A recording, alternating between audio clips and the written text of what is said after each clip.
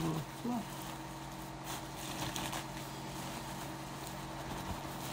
Give it a little.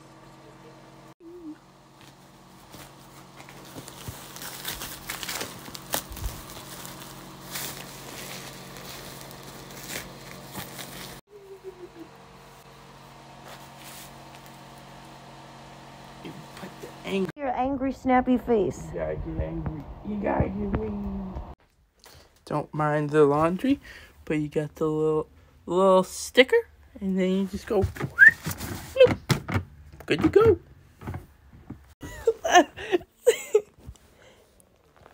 Did you get some of that? I didn't mean to. I just started recording when I fell down. Go boom. These are my hands. These are Kidden's hands. Hello, it is me, Kidden. I have beefy man hands. Wait, what did I was being Italian for a second. Buzz Lightyear. Let's go. I actually got this for Hosh Daddy for Christmas, and it's so terribly sweet that he doesn't use it. But if you mix it with mint toothpaste, who doesn't like strawberry mint? Nobody likes strawberry mint. Augustus. No! I was just gonna go back to the position we were in. We can grab me back. Oh, you got it. Hey, baby butt pat. So Daddy and I have been sick, so easy food. We're gonna have bow ties with peas, and this is like a vegan cheese sauce. It's kind of like how Velveeta comes in a packet, but it's vegan cheese. And then I got some veggies in the microwave. And usually I do cook for Hoshi and I, but like sometimes he'll make food, especially if I haven't eaten and he realizes it, or like if I'm small or something, or if I'm sick or something. But predominantly, I like to do like the cooking and stuff. A lot of people ask like how like I give back to him. It's just kind of, that's just how we are. We both are carers, I guess. So it's like, and the terminology that people use is, it's like I'm a switch in that department. I do like to take care of him, but I'm always baby. I just realized our outfits. We got our gray sweatpants on, so gotta do the cooking by the book. Should I get a bigger spoon? No, spoon. Oh yeah, the sweet sounds of mac and cheese. Bone apple teeth, but I wanted to show you guys how cute my little spoon is. It's one of the little cubs from Brave. People, because I'm expecting turbulence. Thank you. So this is the outfit that I have picked out.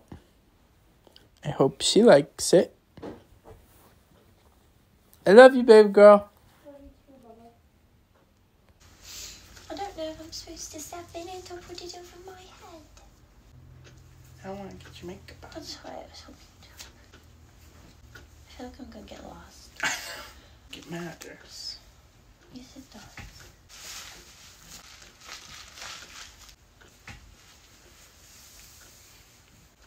You are aware that you messed it up, Hashi? Yes, I'm aware. It's the first time we put this on, so give me a little breaky pancakey. I gotta adjust it. Does it cover my booty? Kinda. Okay. Toe beans, toe beans, toe beans, toe beans. Thank you. Now it's your turn to get dressed. I tried to Hulk. Okay, action. Give me a cheek kiss.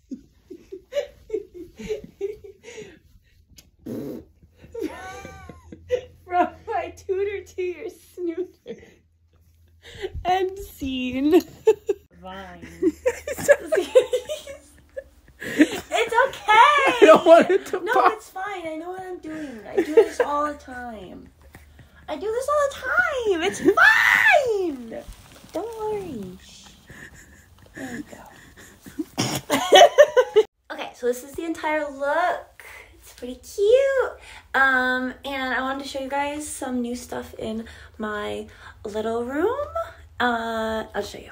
Okay, you guys probably already know about this, but I got a ball pit. Isn't it so fun and colorful? And it like pops in and out so it can be put away easily. And then I showed little bits of my new calico critters and stuff in my other videos, but the collection has grown to the point of Daddy having to put shelving in to hold more. And then, this is not really little room specific, but I was pretty excited about these because they're like pull-ups, but they're for adults, so hopefully they don't leak like the Goodnight ones. Not that that's happened to me. Nice cover up. Thanks, Daddy. I gotta move the balls away from my butt. No one wants a ball butt. Is that a sound? Is that a sound? We've been making a little vlog, but we can't show like everything that we do in just a little vlog. So I wrote a couple notes down, and I'm gonna share a couple things that we do, or things that you can do with your little, or your little friends, or whoever you're taking care of, you know?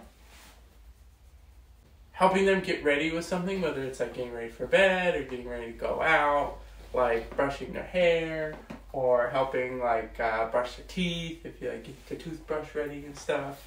Not being afraid to show affection. Reassurance and reminding them how much you love them and that you care about them and that they're important to you. So and like the physical and the mental aspects Yep. of things. Physical and mental. So if you want them to feel good mentally, make sure you reassure them mentally and physically to kind of double the effects. Playtime, so toys, ball pits. I like that we don't do like a lot of like actual activities together, but like a lot of people have like suggested that we like do like little caregiver like arts and craft videos and stuff, and I think that sounds like so much fun. Like I've never like done like making slime and stuff like that, but I think that'd be really fun. You can totally do that. Bath time, if you want to have a bath together. Making foods for each other. Baking. Basically stuff that like sets up like as the little, for me, it's like something that will like set up my mind to think like he's welcoming me to be able to be small if I want to. So it's just like ways that you can allow your person, whoever you're caring for, whatever you want to call them. I'm just going to say little for this video, but how you help your little feel like it's a safe place for them to be in that almost vulnerable situation, because it is pretty vulnerable, like to let your headspace kind of go there. So it's important for the caregiver to make sure that they understand that like that's what the purpose is, you know, that's very welcome. Attention, obviously, give them attention. Kind of goes both ways, I think. I said something about this actually the other day. There's other dynamics and stuff that I'm like familiar with, like people, like just friends, and they were talking about how their past caregivers and stuff like didn't quite understand the idea of like being a caregiver to somebody who literally like enjoys being in a small headspace, and they would literally do things like, here's a bottle, turn on Blue's Clues, and then they were like, I'm gonna go play games, you be little or whatever. Like they don't quite grasp that it is like part of it's like you guys. Time. Yeah, it's a thing. Yeah, like obviously like you can totally have little space alone too, but like a lot of the time, like in dynamics and stuff like that, it is a bonding thing. People will hear like, I'm a little and I like want to be babied, and they like, I get that you don't necessarily know like what that means or like how to go about that. Their carer just doesn't quite understand what that means, and a lot of the time it's like kind of literal, like lots of like love and like physical and even like silly stuff. Like it's, you gotta not be afraid to like just kind of let go and be silly and do silly and feel playful and like feed off that energy with each other. And that's like a big thing why having a caregiver, even if it's not like in a romantic relationship, just having somebody that you can kind of fuel, you know, that energy with, and it just, I don't know, it just feels better. It feels good to know like that you guys are both like thinking the same thing, no one's judging each other, and it's like, it's just like a good time. It's creating an environment of reassurance and safety, but being able to be 100% unabashedly yourself, and being silly, goofy, fun, and not worrying about like being judged for it. Yeah, and on the other end, there's like babies, littles who are like naughty and bratty, and like they want to be able to let out that like kind of like, I don't know, sassy energy, and like that also gives them like the space to be able to do that. So however you are, you know, it's giving you that place, and as the caregiver, that's what this, like the topic of this is, a caregiver. That's why I'm not like saying like anything about specifically what the littles can do, but like as a caregiver, it's like important that you, I don't want to say like feed into it, but kind of like fuel it. Yeah. You nurture it. Yeah. And encourage it in a positive way. I didn't realize that I set it up like that. Okay. Then on like another note of like how to be a good little, it's kind of like being just like good in any other relationship. You know, you don't want to take advantage of like a caregiver's kindness and willingness to do things for you. You know, obviously, like when you are like needing stuff and you want them to bring you your bottle, like that's fine, that's awesome, but like don't take it for granted, kind of, you know, like they're still people, they still have needs, they also will want like their own version of like love and comfort in their own ways and stuff. So I guess like to be a good little, it's just like to be a good person in a relationship, unless your dynamic says otherwise and it's previously discussed. Right. But just kind of like the basics would to be not to assume that they're going to do every single little thing for you and then be like upset that they don't provide every minuscule detail. Because talking about it's important too. Like, definitely. Things that you would like me to do without asking exactly. Then it's one of those things where sometimes it is annoying to have to ask somebody to do something, so you don't want to keep doing that. Yeah. So you have to say, and you have to have it be an open discussion where you can say, hey, you know, there's these things that I would like you to do without me asking you to do them.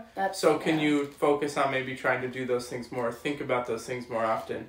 Because obviously your partner's thinking about those things, or your little, or whatever the dynamic, they're thinking about those things and they want you to do them without telling you or asking you to. So you have to be diligent and mindful and say, hey, now that they have told you their wishes, then you have to be like, okay, now I need to implement this and do those things more often. Right. Because and it's something that's something you agree upon them. At least. Right. Yeah. Right. But that was a really good point, because we also talked about that. But Hashi and I are very big just on communication. Like we'll just say anything, but we've built that like for ourselves to be able to know that it's like a safe place to be able to literally say what is on our minds, because it's important, and it usually ends up helping us and our relationship in like the best ways. And then it's like, I don't know, I feel like if you don't make it more normalized to just talk, it could turn into more an argument. Yeah. Like a lot easier an argument if you aren't used to like actually communicating, because it can be hard. Communicating is hard. Like verbally having a conversation is intimidating sometimes, but it's also necessary. Yeah.